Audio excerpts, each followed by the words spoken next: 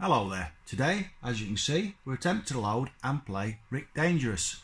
But we're not just loading the ZX Spectrum version today. We're doing like I did a few weeks ago. And we're going to load the Spectrum version up first, and then after, we're going to load the Amiga version up. And we're going to see how the two different systems from different errors, I always get that word wrong. Yeah. Anyway, we're gonna look at the two different systems and see how they look against each other.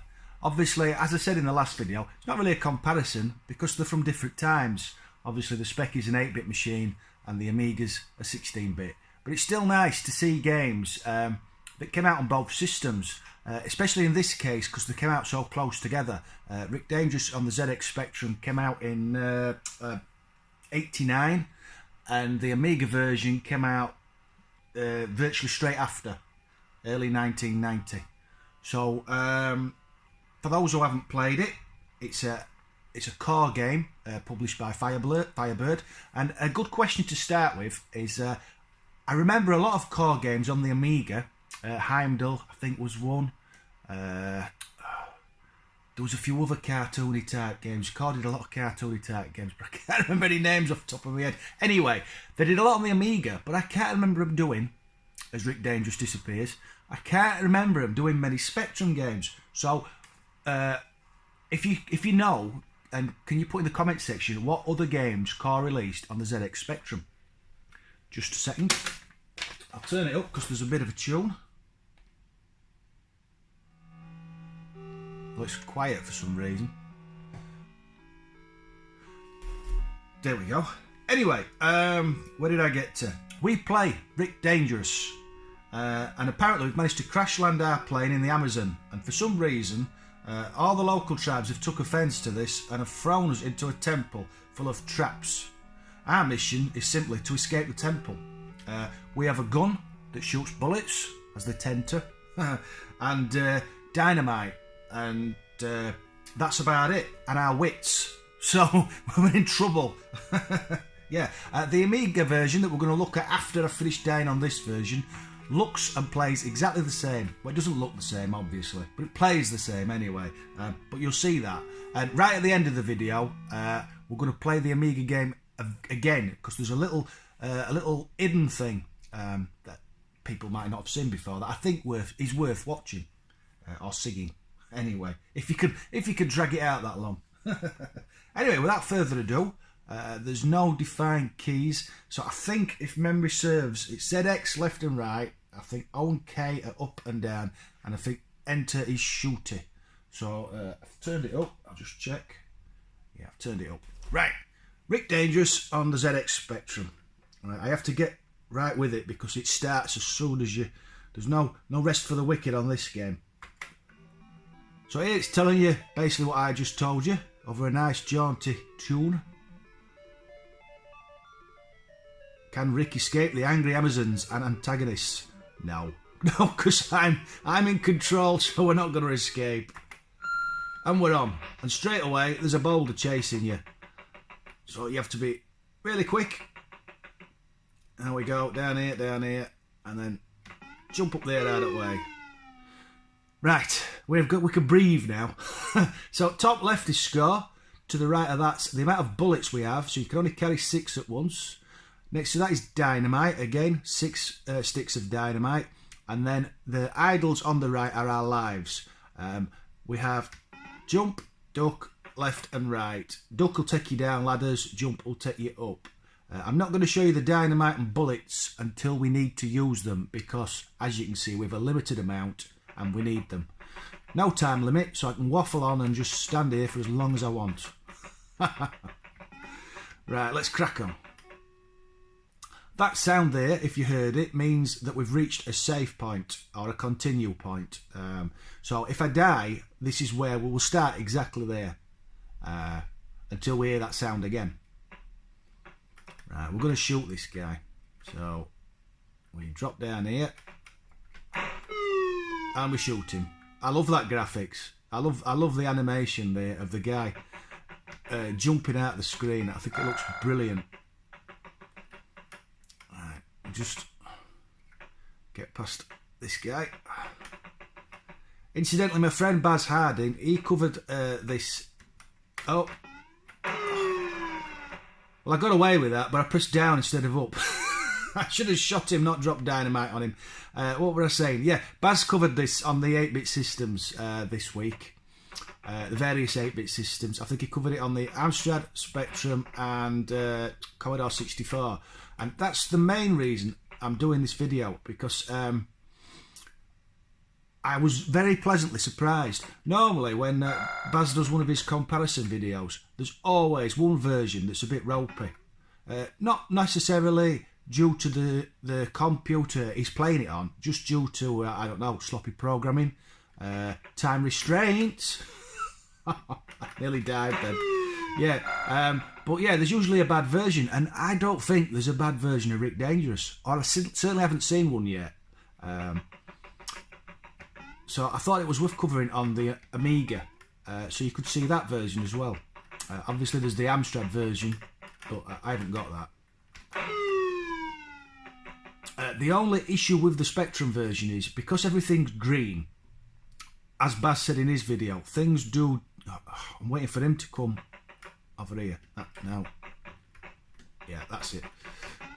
I don't want to waste a bullet. Yeah, because everything's green, things do disappear. So you've got to have your wits about you, or really know the level layout. That dings the save point again. I was just taking my time there because I didn't want to shoot the bullets. That's ammunition. There we go. Look, so we've got full bullets again. So the main... I was about to say, the main issue with this game is you've got to remember where all the traps are. And then I forgot one. Yeah, you've got to remember where all the traps are, because you can't see them. Like them spikes there. If you don't remember where they are, you end up dying. And there's a lot of that in Rick Dangerous. There's a lot of memory jumps. And this here is our first instance of not being able to see what kills you. I don't know if you can make that out. In the middle of the screen now, there's a bat. Just there, look. Now, if I walk into that, I'm dead. So what we have to do is we have to do this quickly. We have to shoot it, drop down. That's it. And then pull to the left. Yeah, that took some figuring out the first few times. Right, here we need to use a dynamite. We can't get any further, so we drop the dynamite there and shoot it out. I will link Baz's 8-bit video, because I think if you like watching comparison videos, it's a really good video. Baz has been doing a few of them now, and I certainly like watching them and seeing how systems I've never played on, played the games I do remember. And here's another instance of not being able to see what you're looking at. So right in front of us now are spiky rocks. If we stand on them, we're dead. So we have to blow them up. Although it is difficult to see things sometimes on this version, I do really enjoy it. Ooh, not yet. We've reached another save point. Yeah, I really do think the graphics are amazing. I love the characters, and for me, it looks a really good, well-drawn game. I think they've done a really good job on this. Right, what do I do here? I've forgotten. I've been waffling that much, I forgot where I am. No, I don't like this bit. Right, here we go. Time it. Run. There, we got by. Right, and then we kill this guy. And we pick up the dynamite. No bullets in that one, unfortunately. Right, well, this one's a bit tricky. We did it. We've only one bullet left. I have to be careful now. Now, I always forget about this, but I haven't this time. There's another one of them spiky rocks there. It's so easy when you're rushing, because I'm watching that head on the left. They sometimes spit spears at you. So I'm watching him and running right, and it's the rocks on the right that are trying to kill me. Ugh, now this bit's tricky. Oh. No. I went the wrong way. Try again. Right, I can't go any further right because you can hardly see them, but there are spikes on that there. There, look, can you see? Just after that yellow stick. So you have to go about this a certain way. So we have to drop down here and set that off. That's it. And then jump up here. Yo. And then hit that. And then hit that. And there we go. So we're on to the second level. Egypt, sometime later. Rick heads for the pyramids at the request of London. He's to recover the jewel of Ankel that has been stolen by fanatics who threaten to smash it if a ransom is not paid. Can Rick save the gem, or will he just get a broken Ankel? Yeah, nice. I like that. Let's see. Oh, it's very red now. That snake thing. I don't like that. Yeah. Is that it?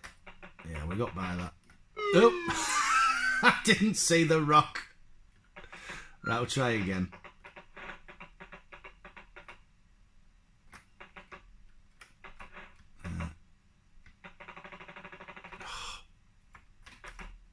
Now I'm stuck. So, how do I do that? Do you know, we're going so well. Do I have to rush? That's it. That's how you do it. Oh, what's? I can jump up here, or I can go up the ladder. We'll go up the ladder. We'll go up the ladder. There's a spike hidden under that head. The bastards. Right, so we go that way, and then we jump up there, and then we have to jump up there, and then jump up there. And then there's a... Dead. Well, we got to the second level. I didn't think we'd get that far, to be honest. So that's the Spectrum version. Now, what I'm going to do now is I'm going to pause it, and in a blink of your eye, we're going to be back and on the Amiga version. But it'll probably take me 10 minutes. We'll be back in a minute.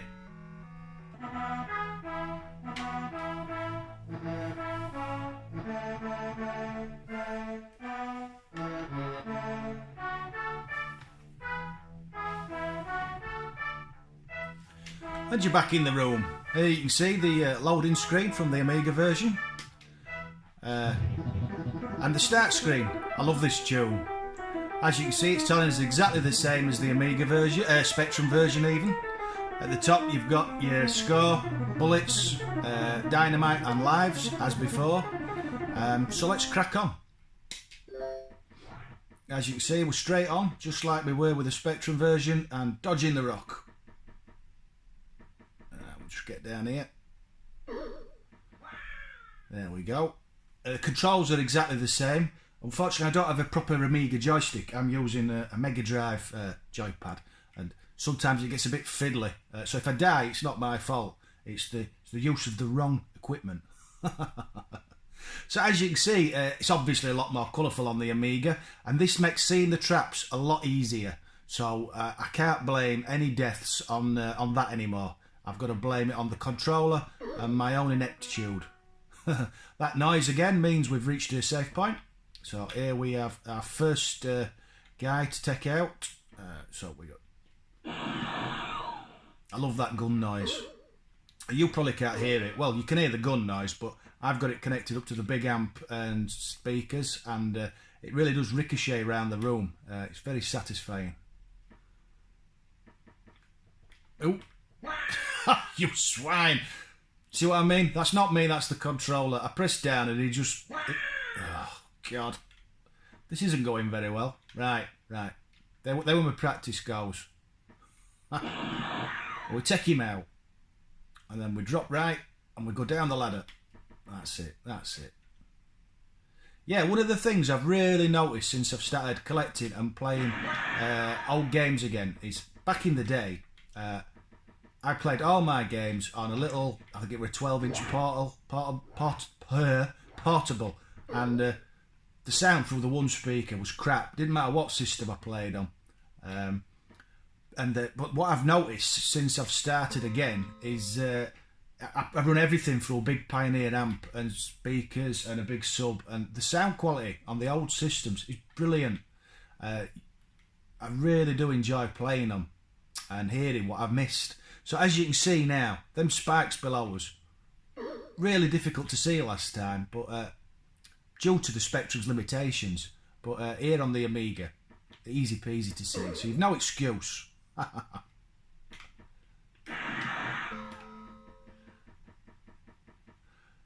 Unfortunately, it's no easier. I'm running out of bullets. I need to... That's it. That's it. I think this has got ammunition. That's the word I'm trying to spit out. There we go. Right, so we drop down here. I don't know why it does that. Yeah. We didn't get it anyway.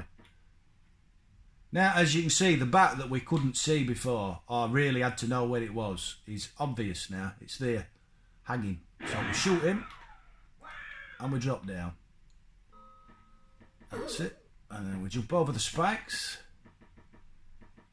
And then we drop the dynamite. There we go. And then these are the spiky rocks that we also struggle to see. Take those out. Like that. Make his way down to the next section. Do do do. Oop. Come up that. There we go. This is quite tricky on the Amiga because I can't quite.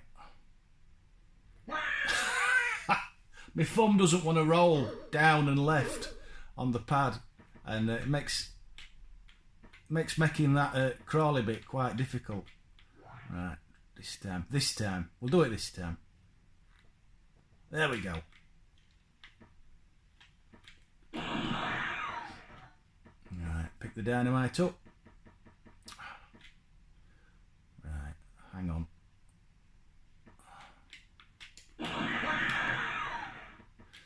Sometimes you get a spike fired at you there on the Amiga version. I don't know why, because there's no head to fire it, but it's really annoying. There we go, take out the spikes. Let's see if we can get as far as we did on the Specky version. Right, now I need to... Obviously, now this room makes a lot more sense. It was quite difficult to work out on the Spectrum version.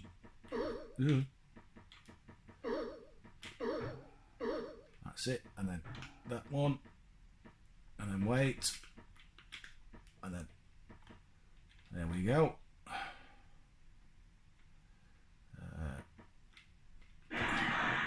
So obviously this room, I've never been this far on the Amiga version before. This room wasn't on the Spectrum version, so there is differences. Right, let's see if we can actually get past that. How do I get...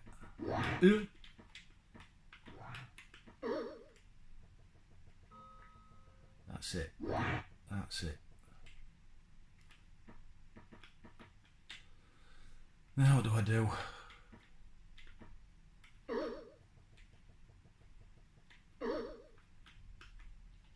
Right. Oh, I hate jumps like this, so I'm going to have to wait till he's going other way, jump, shoot him, and then that head might possibly spit a harpoon thing at me. Right, hang on.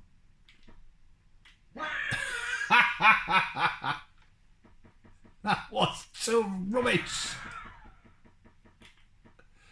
That wasn't what I meant to do at all. Right, I'll try again on my last life. Ooh, that was close. Right, so I need to... I wonder if I put dynamite near that head, it does something. Let's see. Right, it does nothing. Does absolutely nothing. Except it's made that bloke come down. Do you know, I've made this harder for myself than I need to. Oh, I can't do that. I was going to say I can drop down there and shoot him, but I can't. So anyway, that's the Amiga version. But before we go, I just want to show you something that I think's pretty cool. Don't worry, we're not going to go through the game again. I'll just show you right quickly, and then we'll call it a day.